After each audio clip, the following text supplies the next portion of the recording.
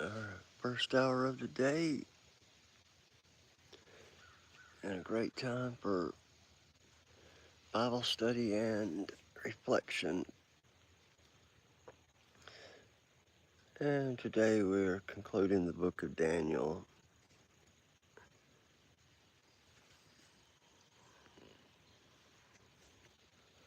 So that'll put us at Daniel chapter 11 and 12. And a bit of recap upon them, the entire book. Um,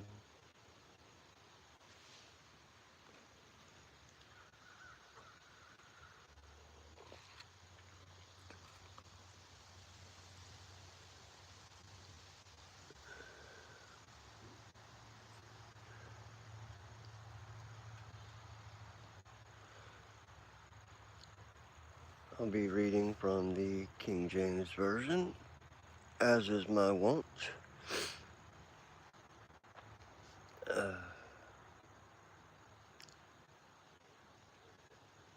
and we're in the chapter 11 being the next to the last chapter of the book. The book is turned into a first person accounting by Daniel, which makes me wonder who wrote the beginning of the book. Um, perhaps someone from King Nebuchadnezzar's court or entourage or whatever. Perhaps not. Uh,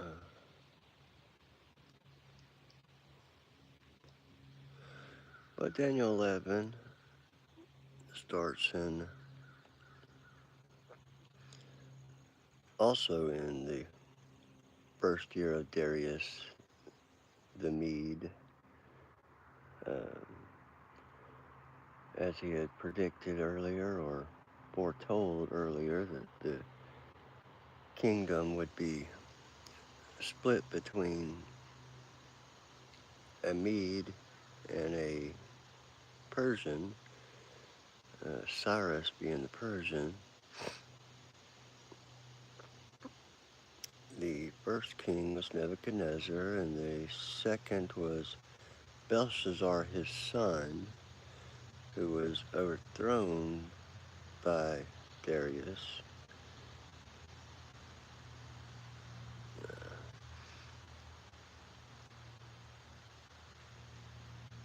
And I suppose we're going to be coming upon where Cyrus, the Persian, steps in. Morning, New Scotland. Maybe it's not morning over there if you're in Scotland. Good morning, AAP. How's everybody this morning?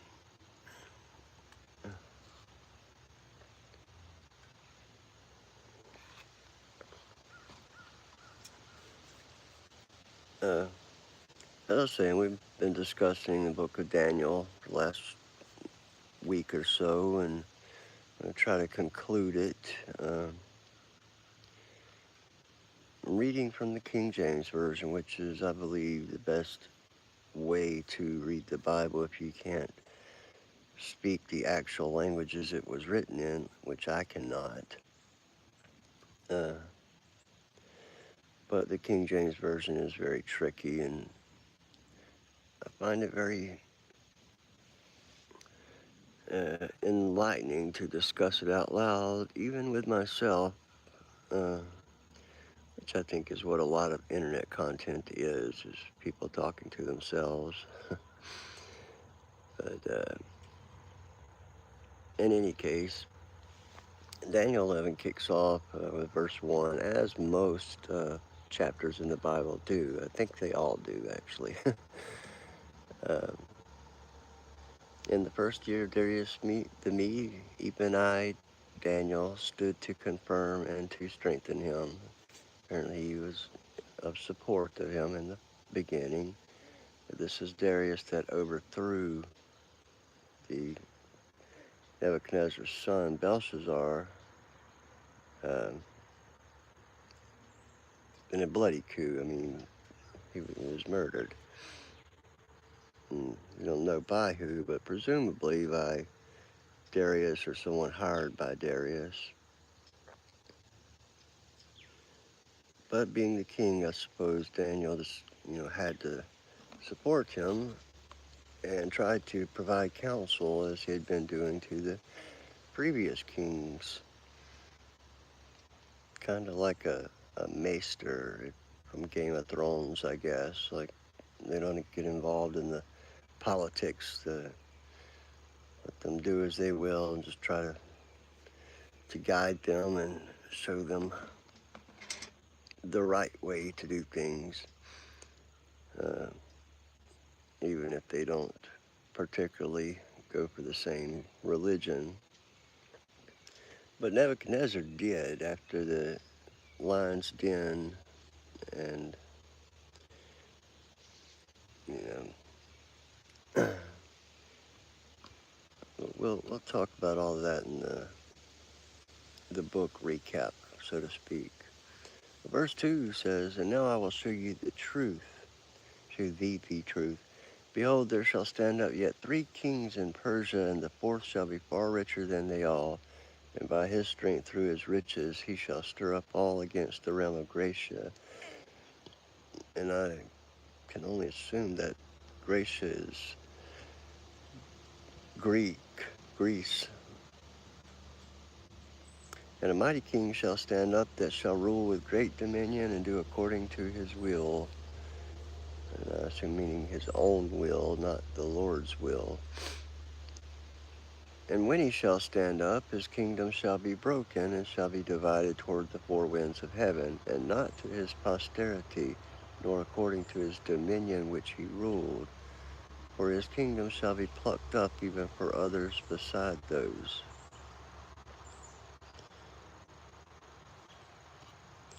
And it's not looking good for that guy.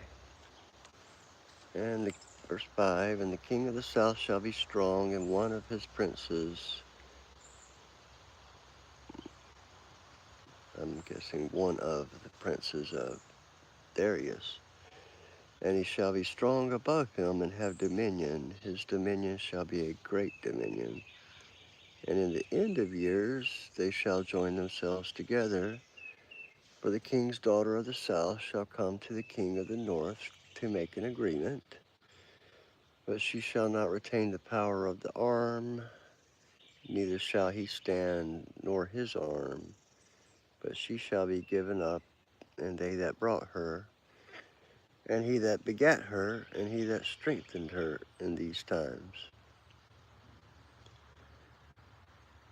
There's a lot of tricky stuff to unpack there.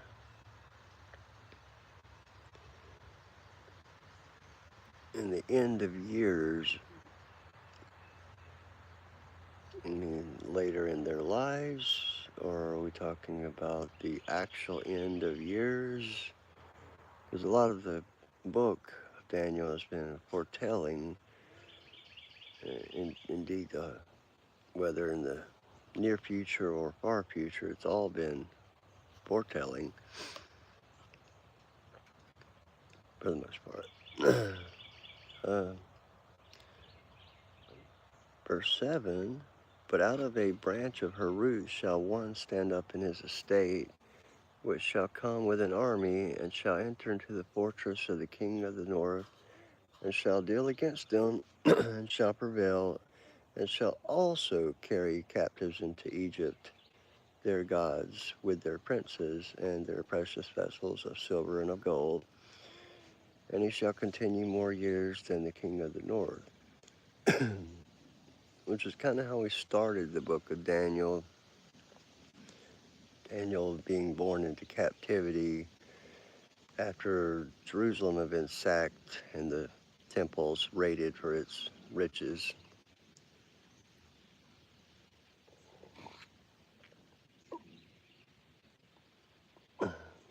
In verse 9, so the king of the south shall come into his kingdom, and shall return into his own land.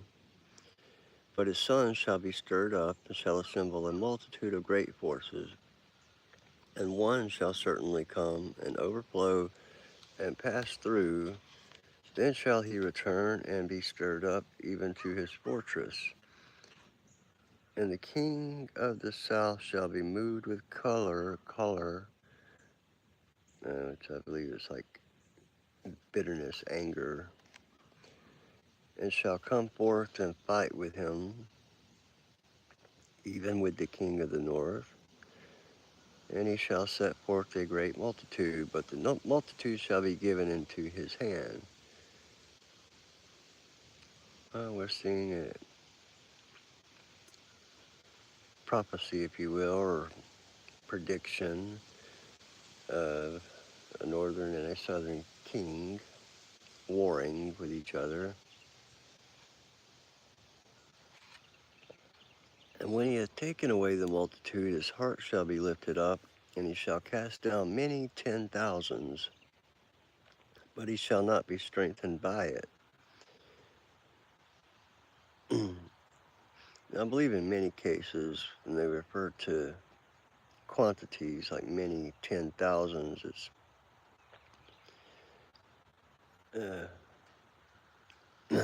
that's how they would measure the size of an army. They would do it by thousands or 10,000s, or you don't really ever see them mentioning numbers higher than thousands. I can't remember any reference to millions in the Bible.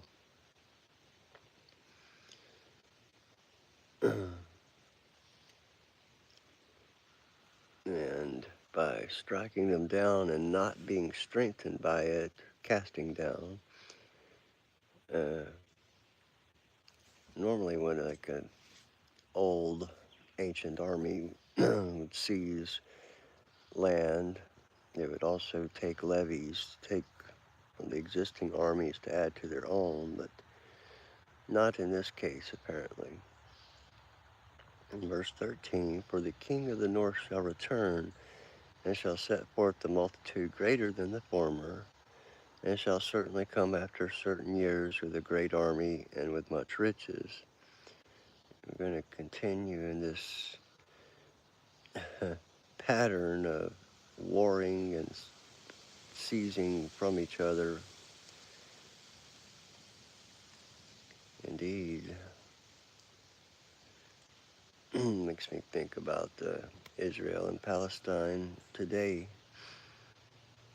continuously fighting over the same little bit of land. Verse 14, and in those times there shall many stand up against the king of the south. Also the robbers of thy people shall exalt themselves to establish division, but they shall fall. So the king of the north shall come and cast up a mount, and take the most fenced cities, and the arms of the south shall not withstand. Neither his chosen people, neither shall there be any strength to withstand. But he that cometh against him shall do according to his own will. It's getting kind of dry and easy to lose focus, and that's I like to say it as a problem, but that's the difficulty in reading from the King James. You have to do a lot of prayer, indeed, to really get the message sometimes. I mean, you can refer to newer translations, but I believe they are just that. They are interpretations, translations that are often intended just to dumb down the Bible, and in doing so, I think a lot of times that hides the wisdom that can be gathered from it. But even still, prayer, and through prayer, discernment is an option. And of course, uh, fellowship, discussing with other uh, people in general, but people of your own faith, your elders, which I'm realizing I'm becoming old in my own right. I don't know that I would turn to me for guidance on scripture, interpretation, but certainly I would be able to discuss it and provide my own opinions, but it would only be, indeed, opinions. Well, let's move along. Because right now, all I'm gathering is the North and the South kingdoms are going to be warring with each other. Uh, Even though they did try to make a peace with marriage, but it did not turn out well at all.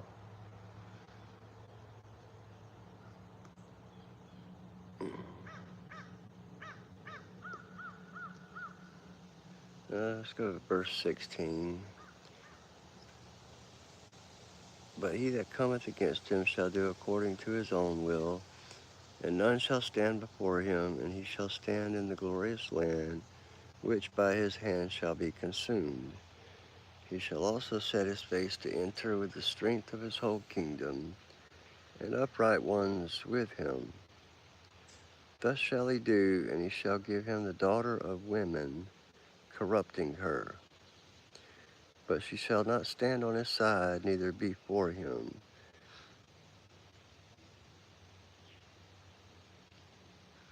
Okay, I'm gathering from that.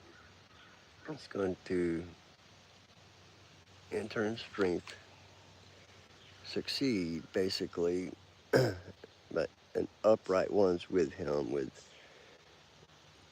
uh, people that are not battle weary and uh, bloodied up and hardly able to stand. It's going to come more or less in peace or in power, that so much power that the idea of resisting is not an option. Uh, and he shall give him the daughter of women. I don't know what daughter of women would mean, because I think all daughters are daughters of women. Uh, Corrupting her. But she shall not stand on his side, neither before him. So he may be offering her a wedding pact, him a daughter as a wedding truce, so to speak. Uh, but she will not love this king. Verse 18, after this shall he turn his face unto the isles, and shall take many. But a prince for his own behalf shall cause the reproach offered by him to cease. Without his own reproach he shall cause it to turn upon him. Then he shall turn his face toward the fort of his own land, but he shall stumble and fall and not be found. Verse 20, then shall stand up in his estate a raiser of taxes in the glory of the kingdom. But within few days he shall be destroyed, neither in anger nor in battle. And in his estate shall stand up a vile person, to whom they shall not give the honor of the kingdom, but he shall come in peaceably and obtain the kingdom by flatteries. That's interesting.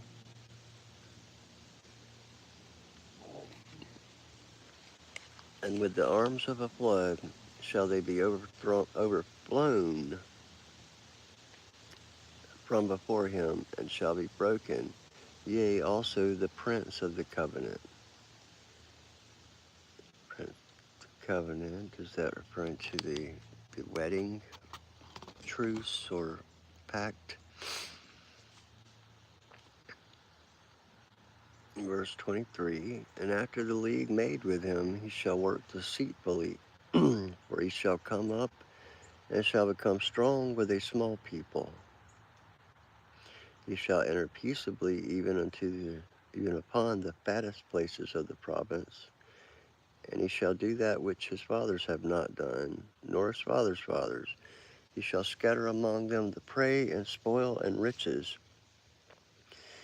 Yea, and he shall forecast his devices against the strongholds, even for a time. And he shall stir up his power and his courage against the king of the south with a great army, and the king of the south shall be stirred up to battle with a very great and mighty army. But he shall not stand, for they shall forecast devices against him. Indeed, the King James Version can make for dry reading, especially in the Old Testament. And that's not the fault of the Bible. I mean, I imagine in its original language, it flowed and made a lot, it wasn't near as dry sounding, and they might have had one small word to represent all these repetitive phrases. Uh, in any case,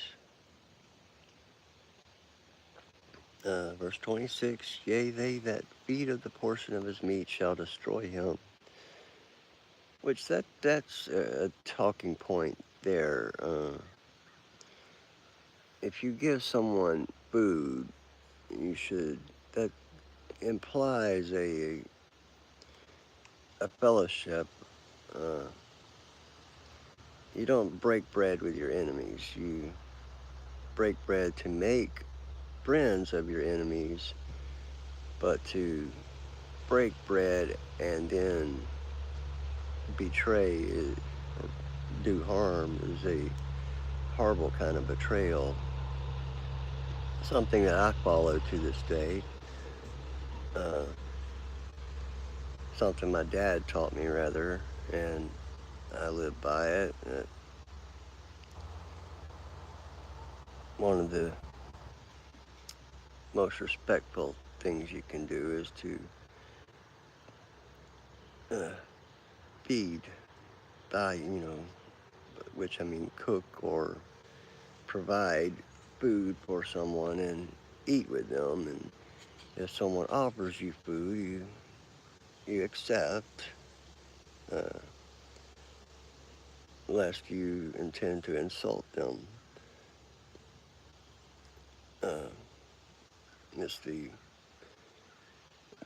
it's kind of like an ancient implication of trust. Uh, I'm sure that there's not a lot of poisonings going on when people offer each other a bite of their sandwich or a handful of their potato chips, but it's kind of just a custom, I guess.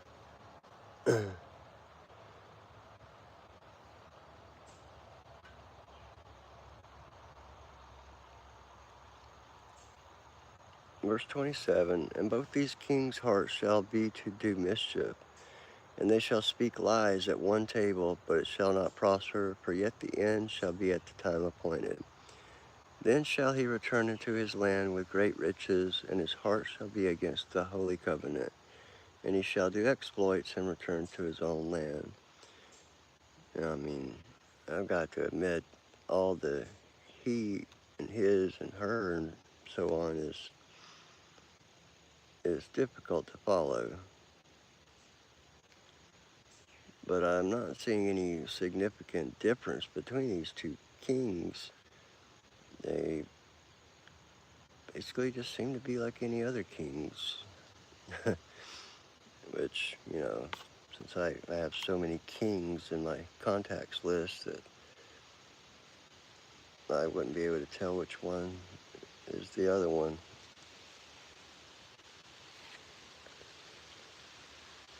But verse 29, Continuing on, let's battle through this in our own right. At the time appointed he shall return and come toward the south, but it shall not be as the former or as the latter. For the ships of Kittim shall come against him. Therefore he shall be grieved and return and have indignation against the holy covenant. So shall he do, he shall even return and have intelligence with them that forsake the holy covenant. And have intelligence with them.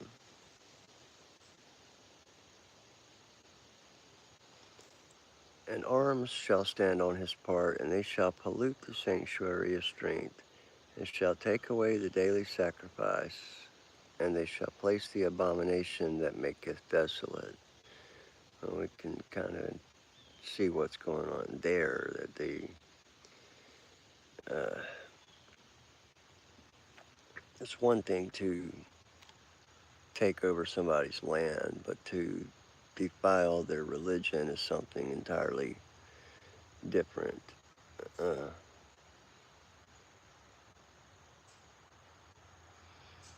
Verse 32, and such as do wickedly against the covenant shall he corrupt by flatteries. But the people that do know their God shall be strong and do exploits. These are some tricky words, or maybe not the best words to make it in English, but exploits are, there's nothing wrong with the word exploits.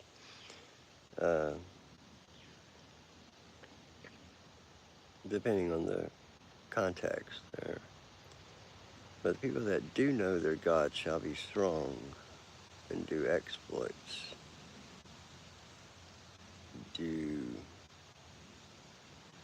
What sort of exploits are we talking about, I wonder? Moving on. And they that understand among the people shall instruct many, yet they shall fall by the sword and by flame, by captivity and by spoil, many days.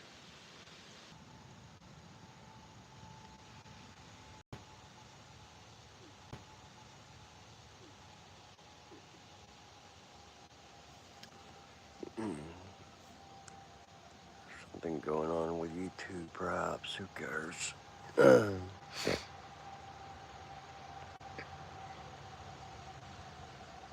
Holpen. It's a tricky word. I'm going to have to look that one up. Holpen definition. Archaic past participle of the verb help, meaning helped or given assistance. Well, that helps, okay. No pun intended.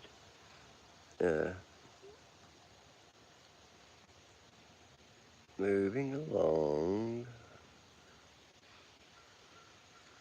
Verse 35, and some of them of understanding shall fall, to try them, and to purge, and to make them white, even to the time of the end, because it is yet for a time appointed. This is a very vague chapter. To make them white, I would assume that would mean to make them pure, clean. Since we're also talking about purging in the same sentence.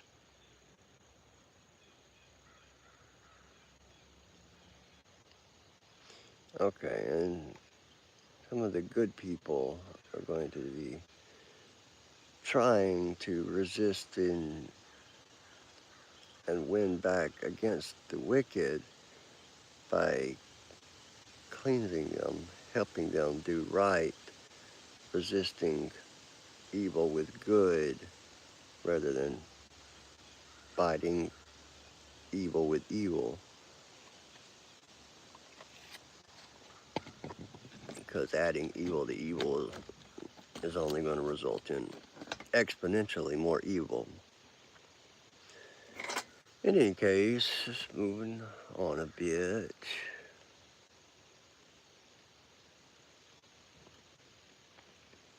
Verse 36, And the king shall do according to his will, and he shall exalt himself. This is what kings seem to do, according to their will, and exalt themselves, and magnify himself above every god, and shall speak marvelous things against the God of gods, and shall prosper till the indignation be accomplished. For that is determined shall be done.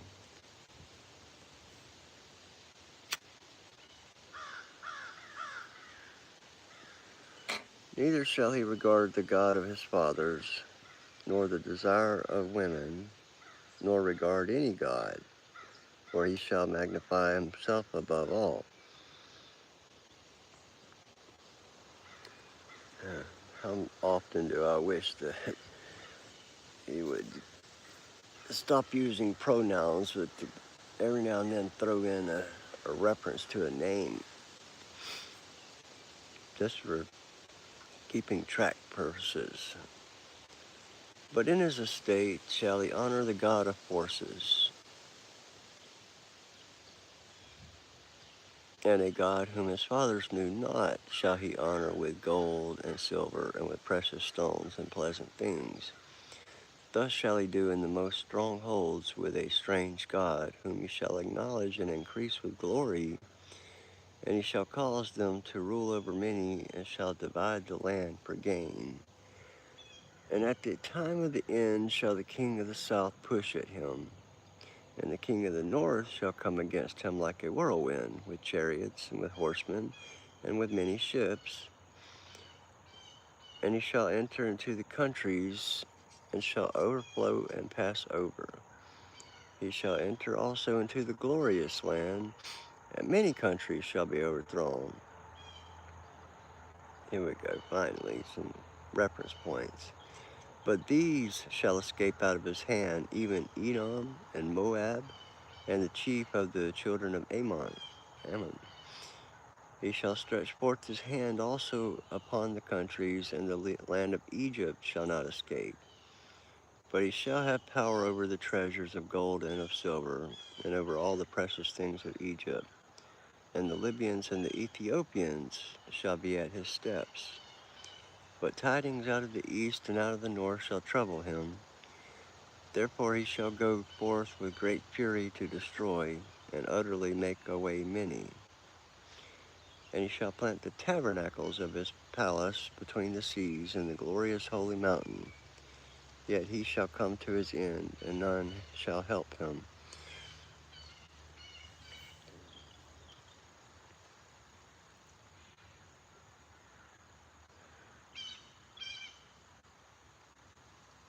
And that's the end of the reading of the chapter. Uh,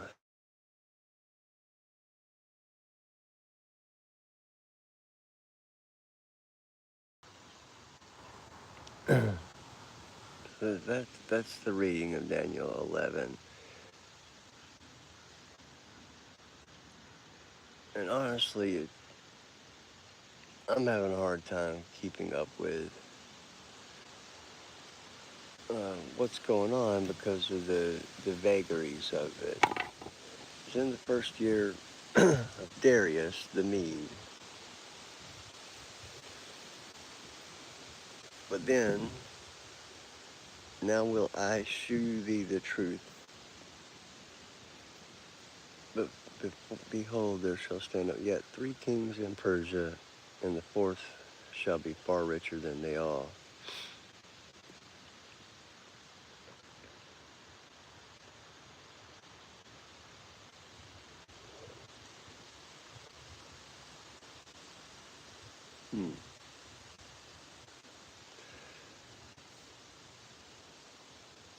I'm going to have to do my own prayer over this.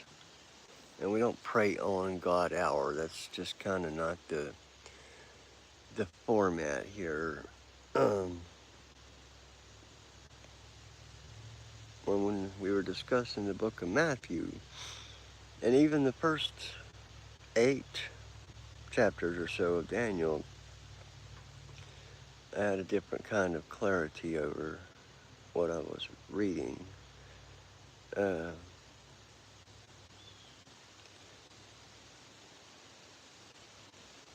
there's something I'm missing here.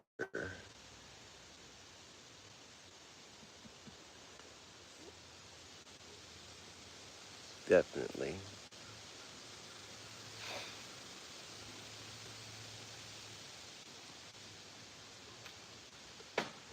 I'm going to go ahead and read Daniel 12. It's short. It's very short, and it's only 13 verses. Let's go ahead and read through that. And at that time shall Michael stand up, the great prince which standeth for the children of thy people. And there shall be a time of trouble, such as never was since there was a nation, even to that same time. And at that time thy people shall be delivered, every one that shall be found written in the book. And many of them that sleep in the dust of the earth shall awake, some to everlasting life, and some to shame and everlasting contempt. And they that be wise shall shine as the brightness of the firmament, and they that turn many to righteousness as the stars forever and ever. But thou, O Daniel, shut up the words and seal the book, even to the time of the end. Many shall run to and fro, and knowledge shall be increased. That is clearly indication of now, as I see it, and I'm just a guy, to the time of the end. Many shall run to and fro, as we are currently doing. We run to and fro.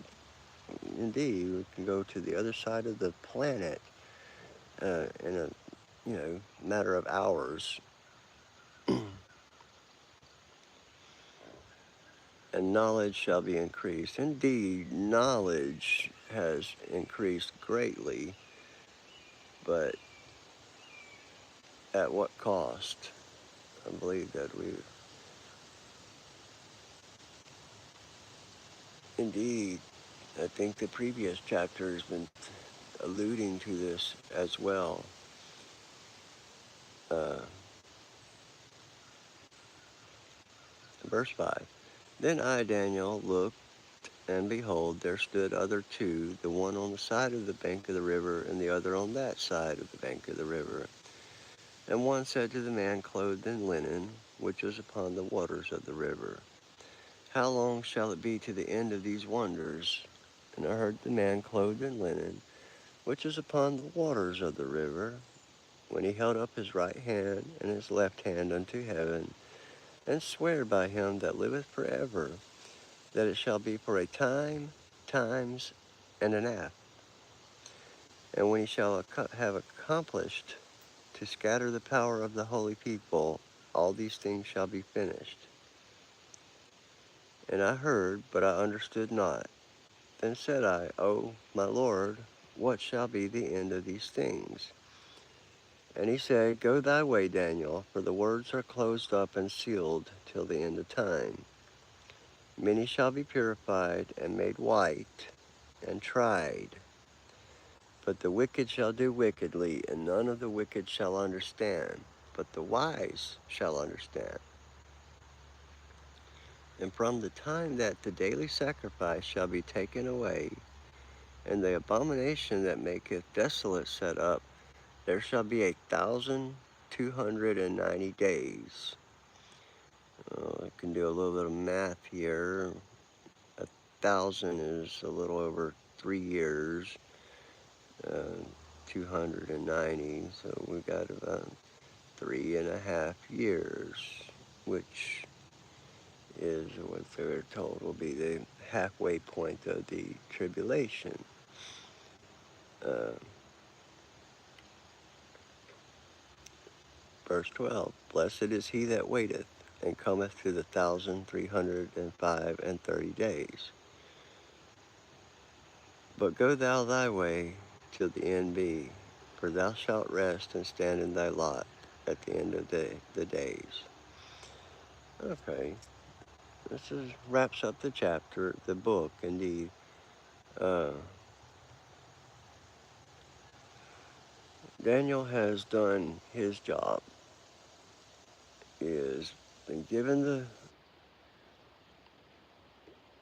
a bit of information about the end.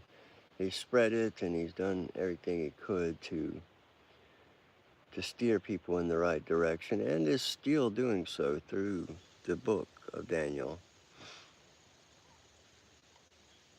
Got his personal testimony, the way he found favor in a strange king's court, and endeared himself to these kings where they placed him in a position of power. And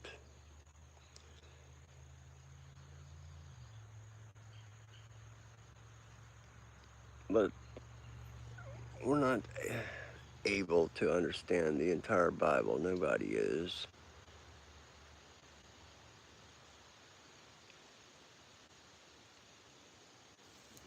But we're always able to understand it more and more.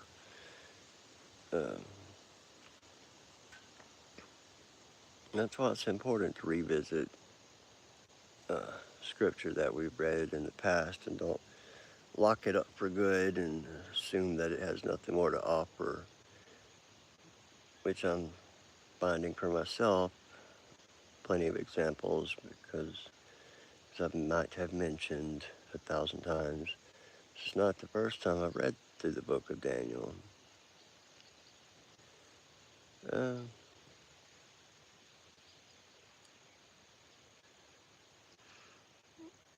But all the vagaries of Daniel 11,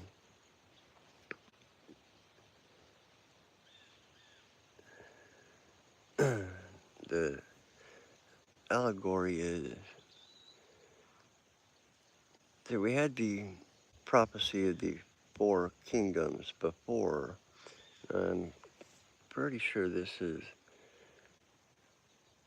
the same that's being described in Daniel 11. In the fourth kingdom, the fourth beast from his vision was the most grotesque and largest and most powerful kingdom or beast.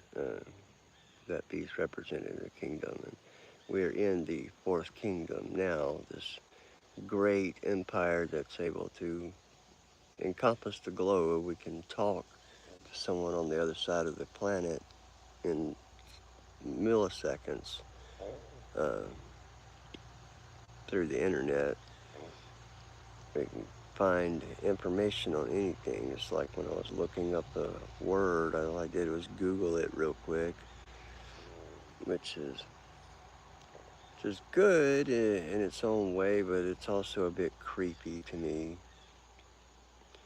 where we would have just 20 years ago had to grab a dictionary, and that particular word might not even been in there, being archaic. It would have had been a specific type of dictionary like the OED.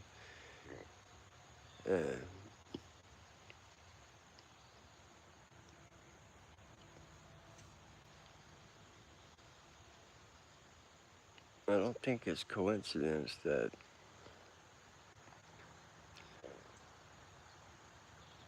this end time stuff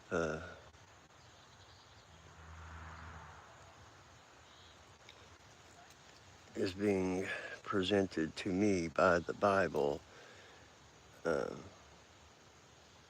flippantly, you know.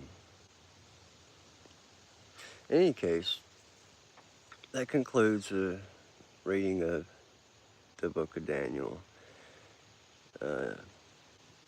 I've got some various chapters of various books lined up for future content, if you want to put it that way, but